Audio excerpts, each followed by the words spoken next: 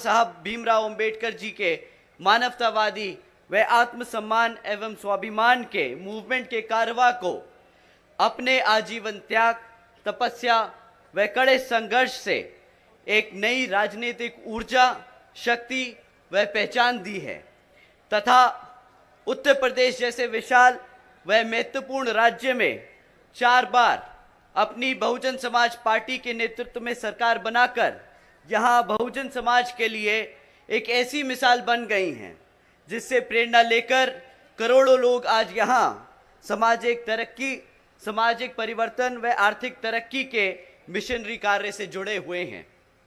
इतना ही नहीं बल्कि मैं खुद भी बहन जी के नेतृत्व से प्रभावित होकर आज बीएसपी मूवमेंट से जुड़ा हूँ और उनके पदचिन्हों पर चलकर इस मिशनरी दायित्व, कर्तव्य व फर्ज को पूरी कोशिश करूंगा निभाने की अपनी आखिरी सांस तक। साथियों, जैसा कि आप सब जानते हैं, लोकसभा आम चुनाव चल रहे हैं और इस बीच इन लोकसभा आम चुनावों में दुश्मन साम दाम दंड भेद का इस्तेमाल कर हमारे सभी कार्यकर्ता, हमारे लोगों को भटकाने का, भ्रमित करने का पूरी कोशिश करेगा।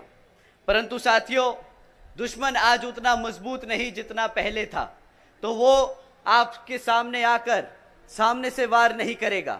आप लोगों के बीच में रहकर एक बहरूपिये का रूप की तौर में आप लोगों के बीच में रहकर आपको गुमराह करने की कोशिश करेगा।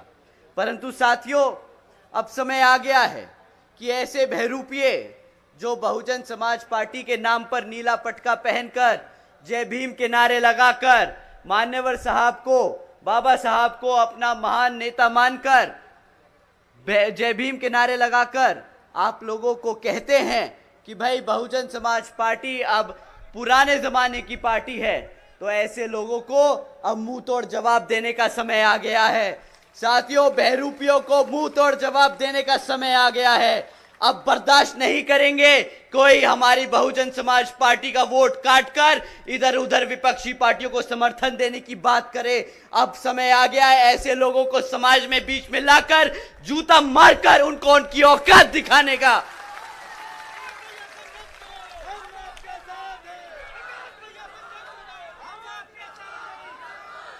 साथियों,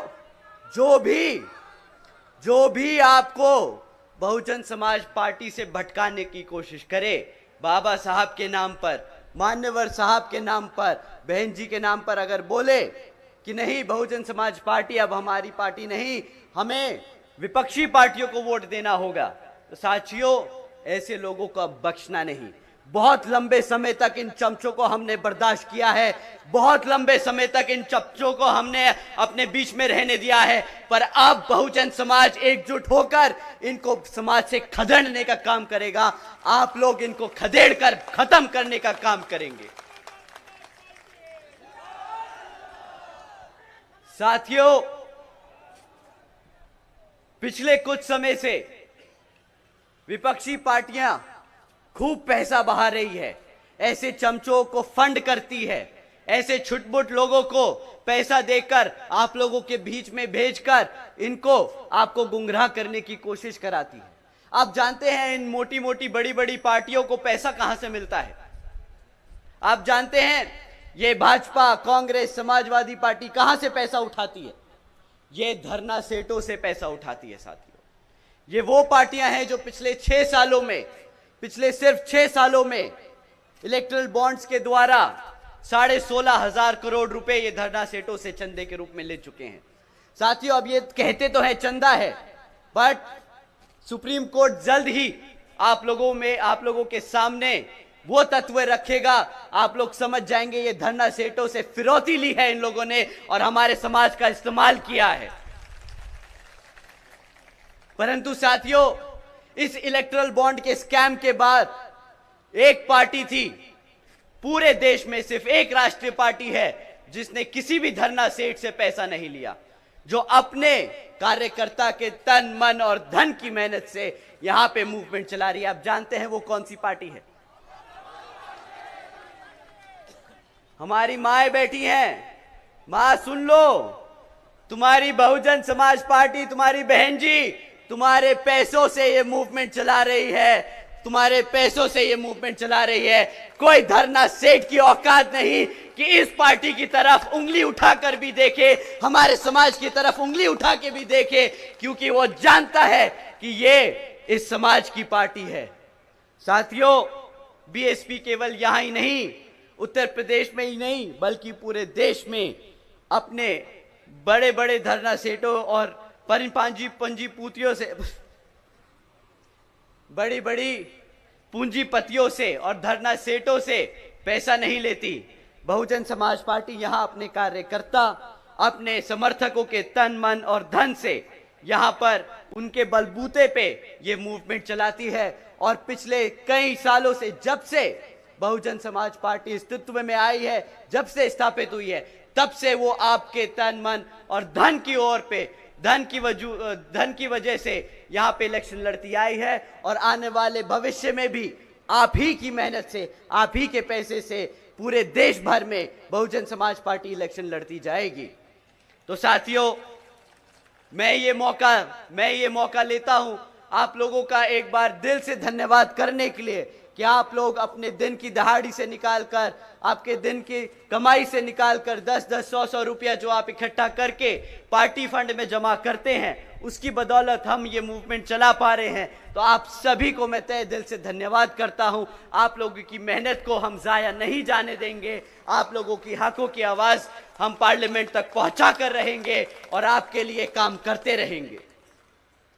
साथियों, जैसा कि आप जानते हैं कि बहन जी ने कभी भी, बहुजन समाज पार्टी ने कभी भी कोई मैनिफेस्टो जारी नहीं किया, क्योंकि बहन जी मानती हैं कि जब जब यहाँ के लोगों ने, यहाँ की आवाम ने हमें सत्ता में बिठाने का काम किया, हमने बहुत काम किया है अपने समाज के लिए। तो जब भी हम वोट मांगने जाएं, हम अपने कामों के साथ वोट मांगने जाएं। हम आने वाले 5 साल 10 साल के वादों के साथ नहीं जाएंगे। हमने जो पिछले 10-15 सालों में काम किया, हम वो लेके जाएंगे। तो साथियों, इसी आधार पर हम आपसे दरख्वास्त करेंगे कि जब भी कोई विपक्षी पार्टी आप लोगों के बीच में आए वोट मांगने, तो आप उनसे उनके पिछले 10 सालों का काम मांगे कि भाई तुम पिछले 10 साल से सत्ता में थे, पिछले 5 साल से सत्ता में थे, पिछले 2.5 साल से सत्ता में थे, तो तुमने हमारे समाज के लिए क्या काम किए, उसके आधार पे आप उनको वोट देने का काम करेंगे। साथियों, इस बारी सवाल बिना किए कोई वोट नहीं जाएगा। हमारी माँ यहाँ बैठी हैं, आप अपने बच्चों को समझा दीजिएगा कि बेटा इस बारी बिना सवाल किए, बिना जवाब मांगे कोई वोट नहीं देगा। साथियों, इसी क्रम में मैं आप लोगों के बीच में कुछ मुद्दे छोड़ के जाऊंगा, कुछ सवाल छोड़ के जाऊंगा जो आप इन विपक्षी पार्टियों से पूछ सकते हैं। साथियों, पिछले 10 साल से केंद्र की सरकार में कौन सी पार्टी सत्ता में रही? कौन सी पार्टी सत्ता में रही? चोरों की पार्टी सत्ता में रही, भाजपा नहीं, चोरों की पार्टी सत्ता में रही है।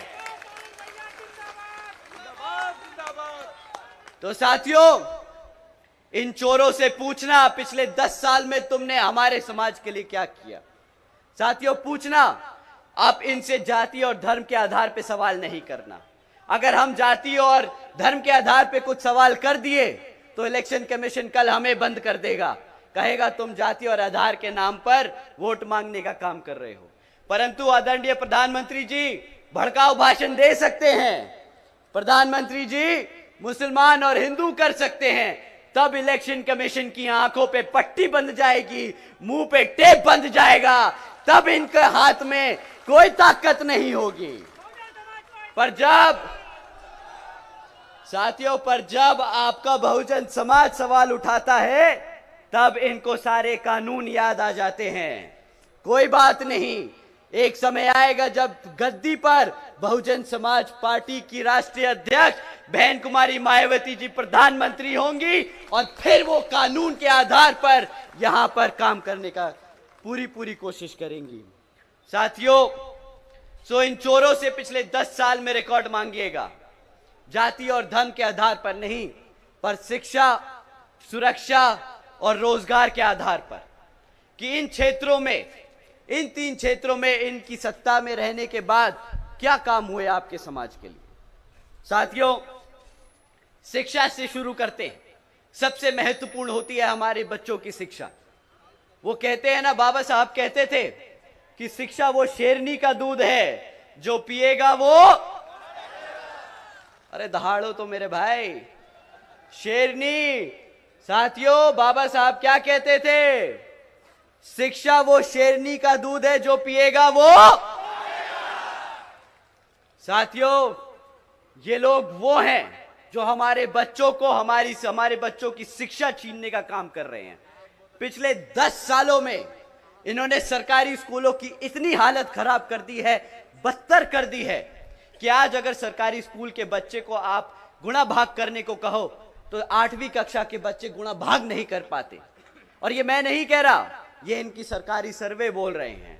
अगर आप उनसे पूछो अंग्रेजी में 4 सेंटेंस बोल दो बच्चे, तो वो सेंटेंस अंग्रेजी में सवाल जवाब नहीं कर सकते। वो समझ नहीं पाते कि सामने वाला अंग्रेजी में बोल क्या रहा है। साथियों, अगर शिक्षा के और नाम पर आपने ये खिलवाड़ किया है, तो आप बताइए, क्या इन लोगों को वोट बनता है कि नहीं? वोट नहीं बनता तो क्या बनता है? जूता, चप्पल या लाठी? क्या तीनों मारोगे? तीनों मारोगे? ठीक है साथियों, तो एक एक जोड़ी चप्पल निकाल लीजिए, एक एक लाठी निकाल लीजिए और एक एक जूता निकाल लीजिए। वोट मांगने आए, उसी हिसाब से उसे वो चप्पल, जूता और डंडा मार मार के उसको बता देना कि जो तुम लोगों ने हमारे से शिक्षा छीनी है, उसके बदले तुम्हें वोट नहीं, ये डंडा मिलेगा। साथियों, शिक्षा के नाम पर इनसे जब सवाल करोगे तो ये आपको डिजिटल इंडिया की बात बताएंगे कि हमने डिजिटल इंडिया बनाया है। इंडिया में हर एक बच्चा आज कंप्यूटर पे है, वो टेक्नोलॉजी के बारे में सीख रहा है। परंतु साथियों, हकीकत ये है कि आज 65%